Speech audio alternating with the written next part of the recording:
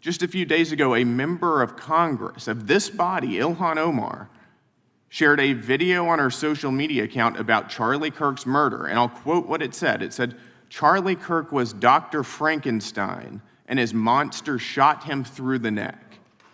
In other words, Charlie had it coming to him. The words that he said naturally led to his assassination. I mean, that is a reprehensible thing for a member of Congress to say, to suggest, to promote in any capacity. And there are people across this country who are losing their jobs for far less than this. You are watching Capitol Stars. A Republican congressman just called out Ilhan Omar for sharing a shocking video about conservative activist Charlie Kirk's murder, and the way he broke it down left the entire room silent. But before we dive in, make sure to hit that subscribe button and turn on notifications so you never miss a deep dive like this. The congressman opened with something everyone should agree on: that political violence is evil, no matter who it comes from. He said America can't afford to normalize hatred or excuse violence simply because it targets people we disagree with. But he didn't stop there. He pulled out new data that stunned the room. Appreciate that. The gentleman from Texas is recognized. Thank you again for taking the time, Director Patel, and for Chairman Jordan for holding this hearing. Thank you for depoliticizing the FBI and getting it back to its original mission as well. Director Patel, do you agree that we have a problem in the United States with politically motivated violence? Absolutely. And I very much agree. I think we can all agree that political violence is wrong, it's evil, regardless of which side it comes from, and that we can all adamantly and vehemently reject it, or we certainly should. But one of the things that we've noticed recently is that affinity and tolerance for political violence is not equally distributed on both sides of the aisle. In fact, right now, social media is filled with leftists who are cheering on the murder of an iconic conservative political figure, Charlie Kirk.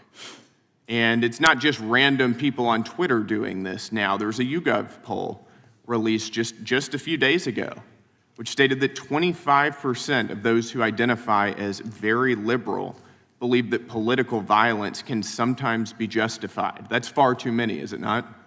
It is. One is far too many. One is far too many. That's right. Only 3% of very conservatives said the same thing, and we can agree that 3% is far too many. But there's an astounding difference between 25% on the left accepting and tolerating political violence and 3% on the right. I would hope that our colleagues on the other side of the aisle would also recognize that there is a systemic problem on their side of the aisle with tolerance for violence against people with whom they politically disagree, that there is a cultural rot on their side of the aisle that needs to be addressed desperately. Would you agree with that? Yes. One of the more astounding aspects of this is that it's not just people. This comes from the very top, from their political leaders. Just a few days ago, a member of Congress of this body, Ilhan Omar, shared a video on her social media account about Charlie Kirk's murder, and I'll quote what it said. It said, "Charlie Kirk was Dr. Frankenstein, and his monster shot him through the neck." In other words, Charlie had it coming to him.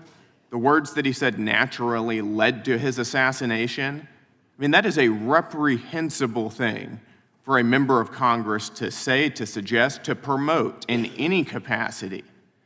And there are people across this country who are losing their jobs for far less than this.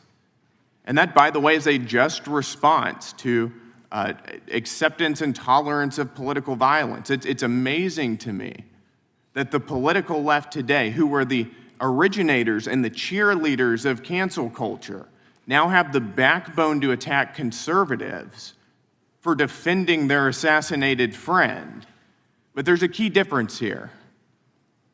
Democrats want to silence conservatives for speaking obvious, self-evident ontological truths like that men aren't women and men can't get pregnant. That seems pretty basic. That seems like a basic truth that we should all be able to agree on. Republicans, by contrast, are recognizing that a constitutional republic depends on the free and open exchange of ideas that we can debate without violence, and that assassinating a political rival is evil, it's wrong, and it should not be glorified or promoted or justified in any way, including in the way that Congresswoman Ilhan Omar did. So Mr. Patel, thank you again for being here. I'd like to, with the remainder of my time, just get your opinion. Does the FBI recognize the rising threat of political violence in America, and what can you guys do to address it?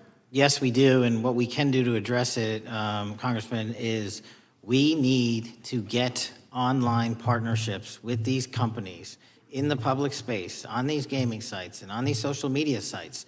As I was saying earlier, there is no way to triage the amount of information generated on these sites by the FBI alone.